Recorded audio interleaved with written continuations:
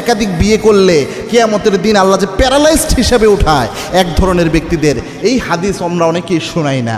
আমরা শুধু বলি বিয়ে করলেই বরকত, এক বিয়েতে যত ফায়দা, দুই বিয়েতে আরও বেশি ফায়দা, তিন বিয়েতে আরও বেশি ফায়দা, চার বিয়েতে আরও বেশি ফায়দা, এরকম কথা আমাদের অনেক আলেম ওলামারা বলে। এখন কোন ব্যক্তি একাধিক বিয়ের সামর্থ্য রাখে এটাও আমরা ব্যাখ্যা করি না।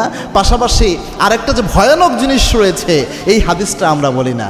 আল্লাহর হাবিব সাল্লাল্লাহু আলাইহি ওয়াসাল্লাম জানিয়েছেন, কোনো ব্যক্তি যদি একাধিক বিয়ে করে, একাধিক বিয়ে করার পর যদি ইনসাফ কায়েম করতে না পারে স্ত্রীদের মাঝে, আল্লাহর হাবিব জানিয়েছেন এই ধরনের স্বামীদেরকে আল্লাহ কিয়ামতের দিন এক অঙ্গ প্যারালাইজড অবস্থায় কিয়ামতে উঠাবেন, এক অঙ্গ বিকলাঙ্গ থাকবে এই ধরনের স্বামীদের।